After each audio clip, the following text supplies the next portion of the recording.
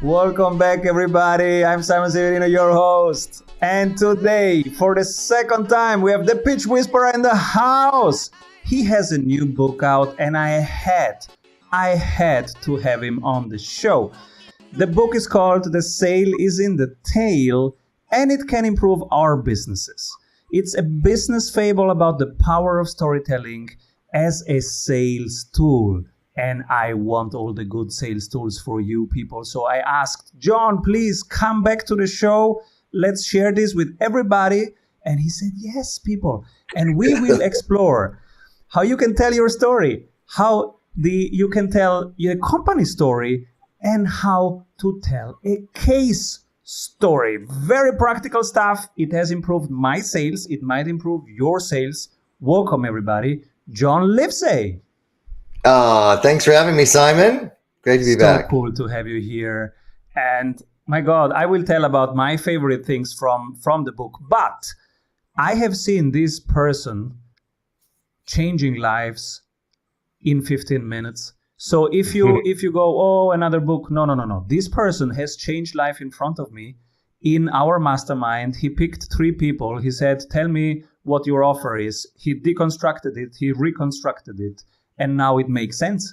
Now everybody can tell what they do, and their friends can tell other people what they do in 15 minutes. So, John, I'm so happy that you are here. And tell us, what are you currently creating? Well, I'm currently creating a big PR campaign around the book. I've recently been on several different television shows talking about how to use storytelling to ask for a raise, which is a nice surprise for people who aren't entrepreneurs but are having a job.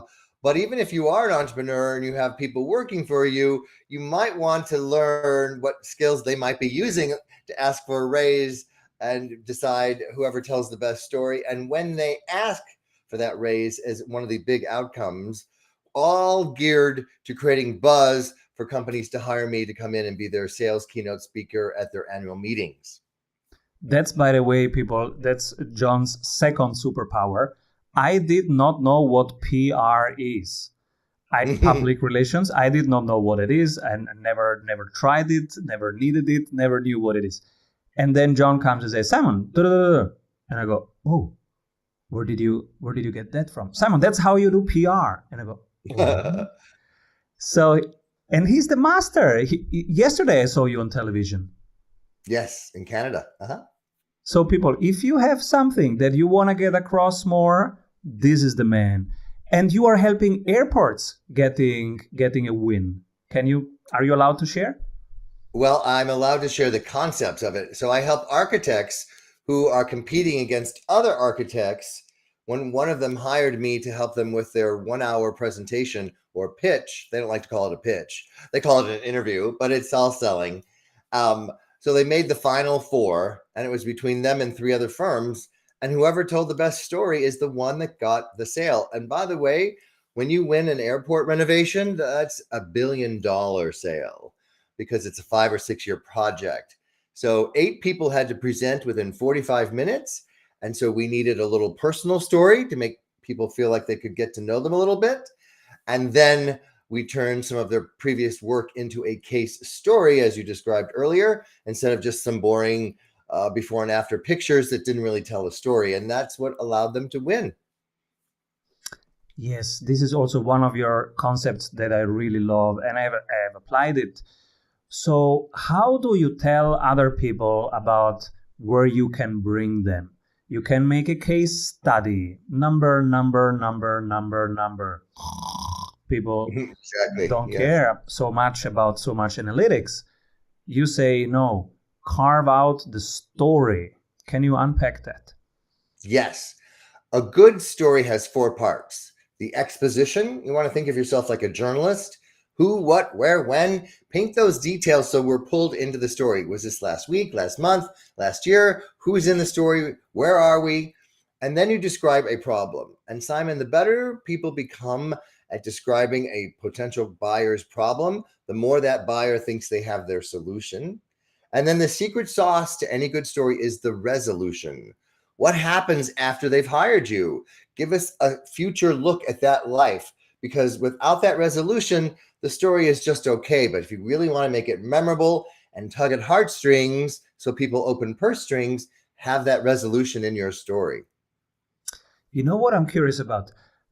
If I watch Netflix, I am so hooked. I cannot stop at the end of the episode. I have to watch the next one. Yep.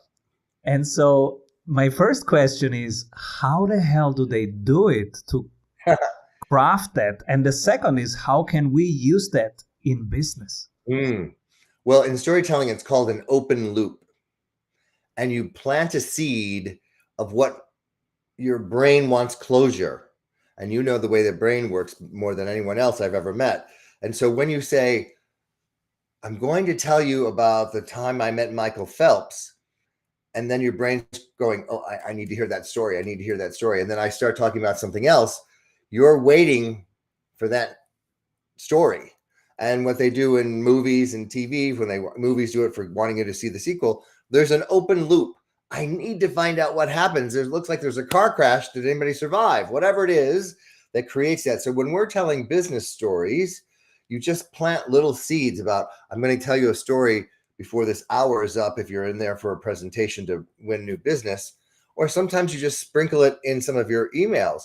Wait till you hear about. When I have people introduce me before I get up in front of a big room full of people, they'll say, John's going to tell a story about when he met Michael Phelps. Well, automatically the audience is waiting for that story. And so when it comes, they're like, closure. There's a lesson that Michael Phelps told John about why he became such an Olympic medalist, that we can become an Olympic medalist in our business. I want to have that knowledge. And so that creates anticipation for the story. Absolutely. And now maybe I understand also why I like trailers so much. Trailers start somewhere in the middle.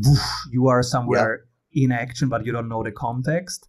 And then you get a little bit of the story, and then punchline, and then you still, okay, I want to see the rest, right? Well, this is a great tool for what I call being stuck at the friend zone at work. Now, most of us have been stuck at the friend zone in the dating situation, not you because you're so handsome, but mere mortals like us, we have been stuck in the friend zone at work in dating situations where someone says, I'm not interested in dating you. I just want to be your friend.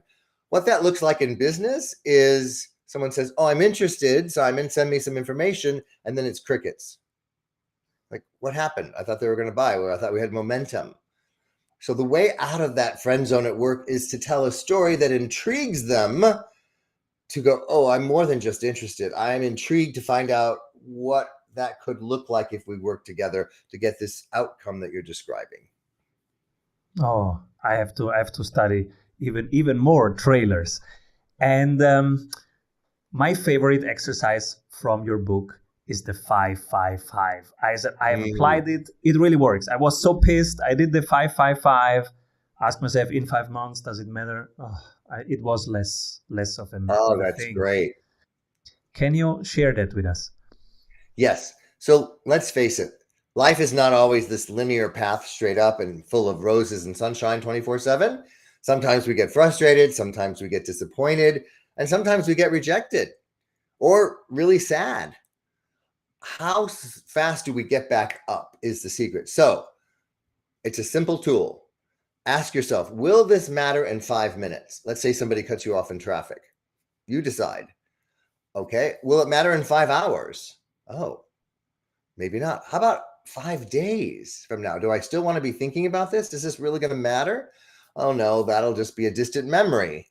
And the ability to get back up fast allows you to be in the present moment, shake off the rejection or the disappointment or the frustration faster instead of talking about it. Now, the trick here is if you decide I'm not going to think about this anymore after 5 hours, don't keep talking about it with your friends. Oh, you can't believe what happened to me yesterday. And this person said that and blah, blah. You're giving it energy.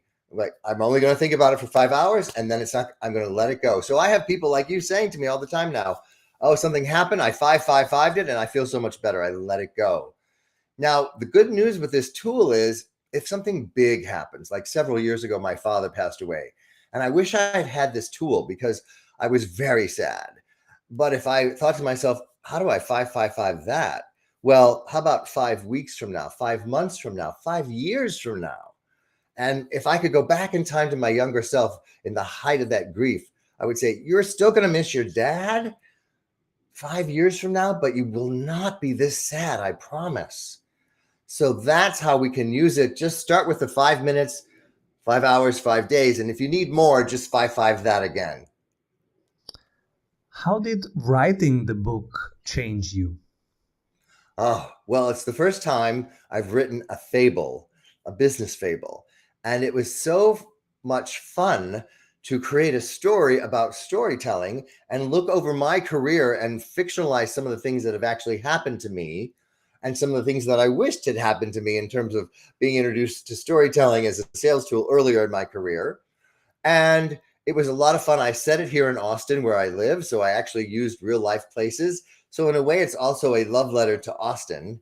And my goal is that people see themselves in the story and don't even realize they're learning something because they're so involved with what's going to happen to the characters that they are compelled to want to keep reading and they're entertained while learning.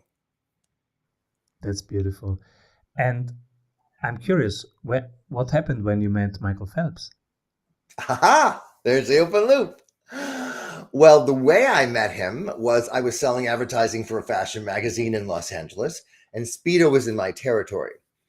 And I had said to them, do you want to advertise your upcoming sportswear in my fashion magazine? And they said, no, we're going to run it in a fitness magazine. And I said 2 magic words that all of your listeners and people watching can use. What if? When you get an objection like that, I said, what if we treated the sportswear like it was high fashion and had a fashion show around a swimming pool with the sportswear? And since Michael Phelps is on your payroll during the Olympics, you could have him show up. I bet we got a lot of press. They love the idea. I got the advertising, I got the sale, and I got to meet Michael Phelps. And as a former lifeguard, that was a big thrill. And I went up to him and I said, Michael, everyone says you're such a great swimmer because your feet are like fins and your lung capacity is bigger than the average person, but I'm guessing there's something else. Oh, yes, John, he said. When I was very young, my coach said to me, Michael, are you willing to work out on Sundays? Yes, coach. Great. We just got 52 more workouts than the competition. The question becomes, what are all of you willing to do that the competition isn't willing to do to get to that Olympic level in your business? Wow. And many people ask right now in our community, hey, how do I promote my book? Because many had time during lockdowns to write their first book, and now they're wondering, how do I promote this thing? You are in the midst of it. Is there anything you might share? Sure. I think the realization that being on podcasts is one of the best ways to sell books because people are listening to it and they're usually listening to it on a phone. And if they like what they hear, they can go instantly and buy it on Amazon or other online booksellers. So that is a big tip. For me as a speaker, getting on television is very helpful. So I can put that on my sizzle reel of me speaking in front of crowds and then showing quick cuts of me being on television. Because when you think about what you've written, within the word authority is the word author. So whatever you've written, that makes you the authority. It's another proof point. And one of the biggest things is to ask people who enjoyed the book to write a review on Amazon because it really kicks the algorithm in. And so the more reviews you get, the more Amazon goes, oh, this is a book worth recommending to, if you bought this book, you might like that book kind of thing. So when you're trying to figure out what is a good soundbite that makes this newsworthy, in my situation at the moment, we're going in storytelling as a way to ask for a raise in the first 3 months of the year. So we're still in the first 3 months of the year. So the timing creates a sense of urgency because my premise is if you wait until you're in the seat having your annual review, it's too late. They've already decided what percentage to give you. So you need to get up ahead of that in the first 3 months of the year. So there is a sense of timing. So that it keeps going back to everything that when you're trying to sell yourself, which is why you and why now. When you can answer those two questions for the press in a 3-minute segment idea that's got some really great takeaways that allows the media to go, oh, that would be a good segment. Yeah, it's fun. We are back to PR. That's really your superpower. And how can people do it? So let's say they have a topic. So one thing is finding a current general trending topic and linking their story to that, right? Yes, exactly. And the second thing, well, first, how do you find it, right? You look what's trending. Here's a great example. In my book, without giving away too much, there's this wonderful friendship that takes place between these two coworkers. And that is a deciding factor for one of the characters on whether they leave the company or stay. Well, I wrote that not knowing that was going to be in the news, but when the book came out. But now in the news is a whole trending thing with the Great Resignation. What a lot of companies are finding is if there's a friendship in their workplace, that oftentimes keeps people from leaving. So that's a topic that's trending. It was on the Today Show, and they were talking about that with the two co-hosts that, my best friend is my coworker and I would never want to leave this job. So those are the things you look for, of like, what's in the news that I can speak to or contribute and be part of that story. That's beautiful. And then when you found that, what then? Do you make a list of journalists and start pitching to them? Well, I actually have hired a professional PR firm. And so if you're launching a book, I recommend hiring a PR firm about a month before the launch so they can start strategizing where they're going to pitch you to when the book hits the newsstands. Because again, the media is all about what's new and what's now. So you want to have that ready to go. Beautiful. And so what excites you right now? You're in the midst of this tour. And how is it to be on tour? It's a lot of fun. I know with the pandemic, a lot of the news TV shows were having people Zoom in. So getting my home studio set up with a good camera so that when I'm being zoomed into a professional studio, that my resolution on camera looks as good as it can. Obviously, it's not going to look as good as a $50,000 camera that they have in the studios, but I want to make the lighting and all of those things as good as possible.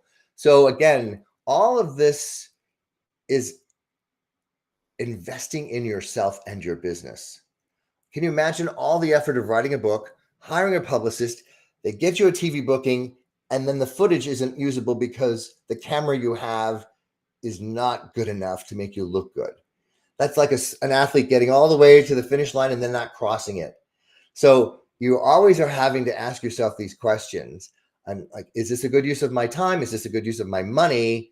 You got to zoom out and see the big picture. Yes, I need the good footage. It doesn't make any sense to spend all that effort and then not cross the finish line because the camera wasn't good enough. So after I read it, I was so happy. I went to Amazon, gave you an Amazon review, and then I saw a list of people saying my business is better, he solved this for me, the book changed this for me. Can you share maybe some examples of how these methods are impacting right now businesses? Yes. It's whoever tells the best story is the one that gets hired.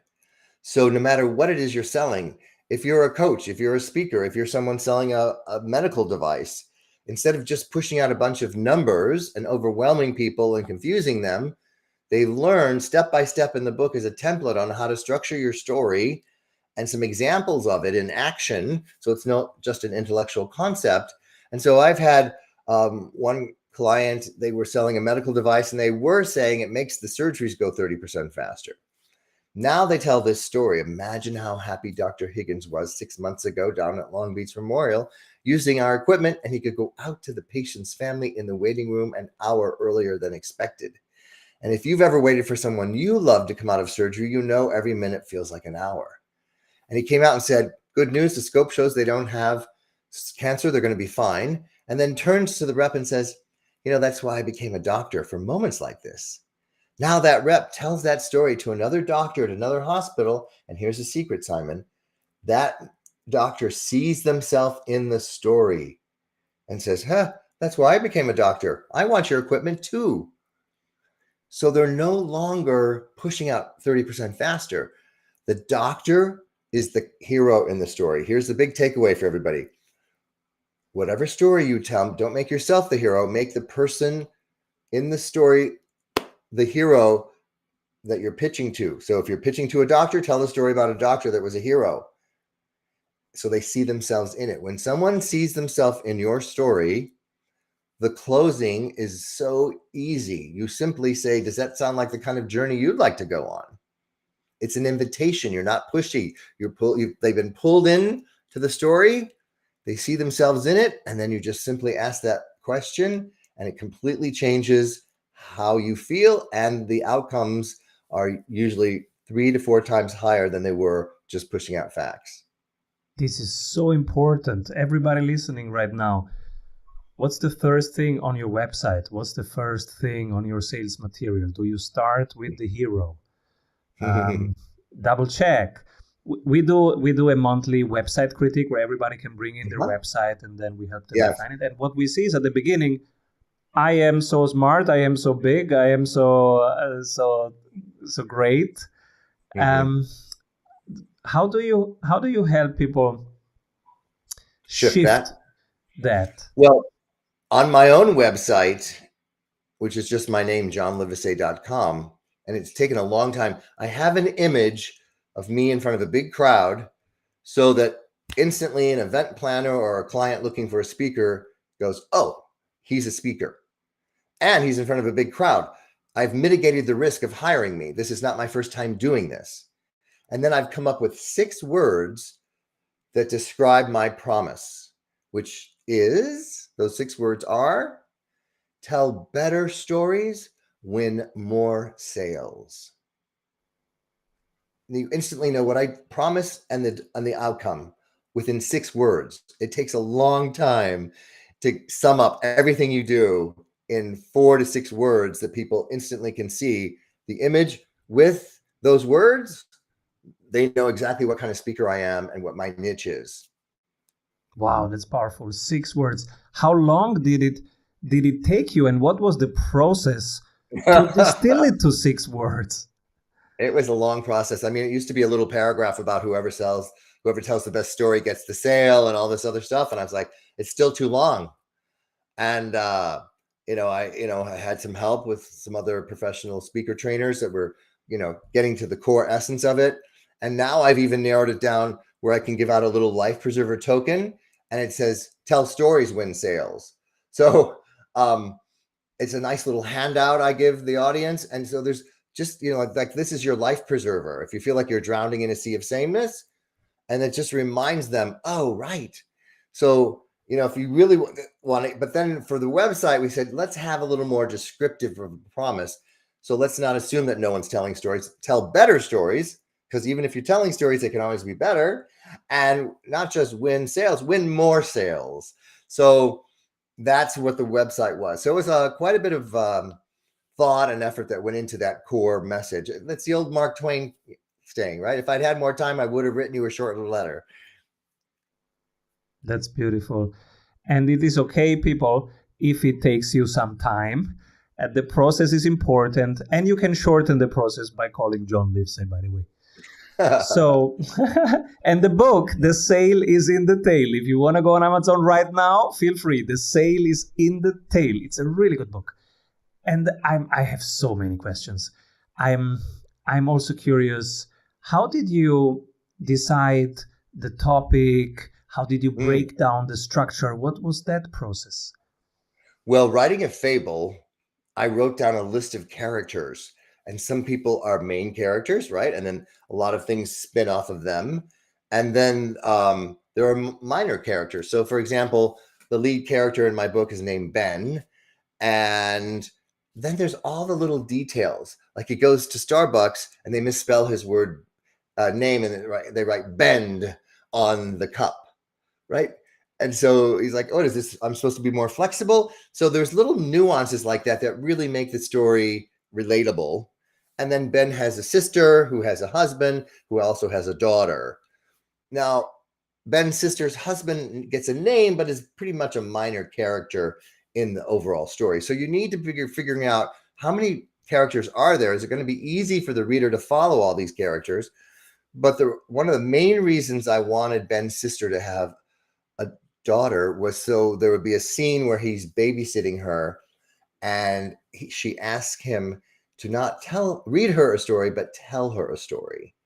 And I actually had a client that happened to, and he said, normally I would have panicked, but because you had taught me how to tell a story for business, I was able to tell my daughter a bedtime story. And now I feel like storytelling has benefited my personal life, not just my career. So again, instead of just saying that, I showed it in the story.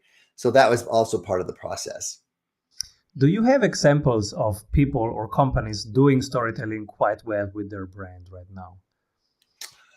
Yes. The Super Bowl commercials. Kia has an electric car, and at the Super Bowl commercial, they had an electric robot dog. And there was an electric car, and we know dogs like to chase cars, but in this case, it was a electric robot dog chasing an electric car. And then the dog went to jump to get closer to the car, and it ran out of batteries. And then the owner of the car was charging the electric robot dog what he used to charge his car. Well, that's adorable. And the hero in the story is the Kia owner of the electric car bringing back this robotic dog to life. That's and beautiful. I thought, that's so sweet and touches all of our hearts and takes something that's, electric cars doesn't really have a lot of emotion to it, but it did because they created a robot dog. There's another company called Infamilia that got to be part of the Super Bowl buzz without even running a Super Bowl commercial. So what they do is they work with premature babies.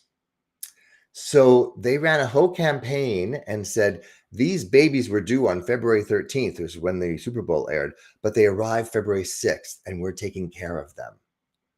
I thought, brilliant marketing.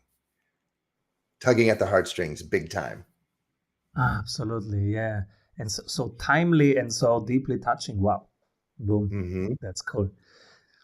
This is beautiful. And we feel right now like the difference, right? If I tell you my product has feature ABC 7.3, or if I tell you that story, right?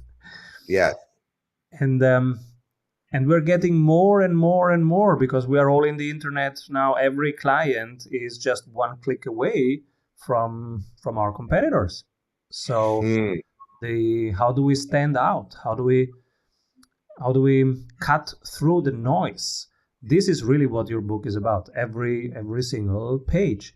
So it's so important, everybody. The sale is in the tail is the name of the book. If you have a message and if you are thinking about how to get it punchier, this is the guy. This is the guy. So what's next? Well, how long is your tour, and how long of a holiday do you need after it? Well, it actually energizes me. So I don't find it draining at all because creating the book is a lot of fun. But for me, promoting it is equally fun because I have an advertising background. So I love getting people to get excited about it. And I've often had clients say, oh, I heard you on a podcast. I saw you on TV. Somebody else, because the more people that get exposed to the book and storytelling, that ripple effect is, the big purpose. And so that usually results in people wanting to bring me in to speak or train their team on how to tell stories. So it just, I'm going to Boston at the end of this month to speak to a big real estate company's sales team. And, so the momentum of getting to be back in front of a live crowd is a lot of fun. And the architecture firm is bringing me back for another training for upcoming interviews that they have. So when you help somebody win, then they want to have you continue to help them. And I think that people write this down. Write this down. When you help somebody win, then they want to continue. So what's your relationship? Are you their business partner? Are you? Well, they call me their secret. They call me their secret weapon, which is just my favorite thing I've ever. And so if you want someone to be your secret weapon, typically you have to put them on some kind of consulting package so that they don't help your competitors, right? So I've been working with them since 2018 now on different interviews and different scenarios. So that's a great relationship. And then, somebody who, I helped win the airport renovation just got promoted. So you really feel like you're part of that person's career and their journey, making them the hero. So that's so rewarding. And I think what we all have to remember is that storytelling helps you be memorable for the meeting after the meeting. So if you put your empathy hat on and someone's interviewing 3 different kinds of vendors or speakers or coaches or whatever it is, and then they have heard all the different pitches or presentations, and then they all have the second meeting and they say, well, what do you think? Who should we go with? They all sound the same. I guess we should go with the cheapest one. That is not what you want to have happen. But if you're the one that's told a story that's clear, concise, and compelling that they can remember and repeat, they become your inside brand ambassador. And that's when you start winning more sales. That's so powerful. Being the secret weapon of your clients. And I've been thinking lately, what is really the currency of sales? What is really the currency of business? Because I don't think it's money. If it was money, it wouldn't excite us. We wouldn't do it. Come on, money comes, money goes. It's fine to have it, but it doesn't excite me. But business excites me and sales excites me. So what is it that we are actually transacting? Yes. And I think it's scary. I think it's energy, and money is energy in action. And so when you remember that people are buying your energy, like for me as a keynote speaker in sales, I was interviewed against 2 other speakers, and the speaking agent called and said, congrats, they picked you. They liked your energy. They literally put it in the email. And rarely is it that specific and obvious. And so later I asked the client, they said, oh, we just felt so good after talking with you in the interview process. We figured you'd make the whole audience feel that way. So the book, the social proof, the sizzle reel, the proposal, all of those things get you in the door. And then it's all about your energy that gets you over that next goal line of, we're going to pick people we like to be with and make us feel good, because you can do the work. You have the hard skills. Then it becomes all about the soft skills, which is your area of expertise: empathy, listening, and storytelling. When all 3 of those are in sync, that's the emotional connection that causes people to want to pick you, because people buy emotionally and then back that up with logic. I always like to think of me as an analytical person. And then my wife said, yeah, you wanted to buy this in the first place, and then you found the numbers accordingly. Yeah, you back it up with logic. You're right. Yes. Exactly. You can find the numbers that you need if you want, right? That's beautiful. So the sale is in the tail, everybody. This is the book. I'm glad I have it here, and I'm glad I read it. And if you have a message, and use it, refine it. And if you need help, call John Livesay. Where can they find you? My website, which is John Livesay, Liv as in Victor, ESAY. If you can't remember that, just Google The Pitch Whisperer and all my content shows up, because I've trademarked that. Oh, you are now literally, I call you since years The Pitch Whisperer, but you are now, because if you are on Google The Pitch Whisperer #1, now you are The Pitch Whisperer. Exactly.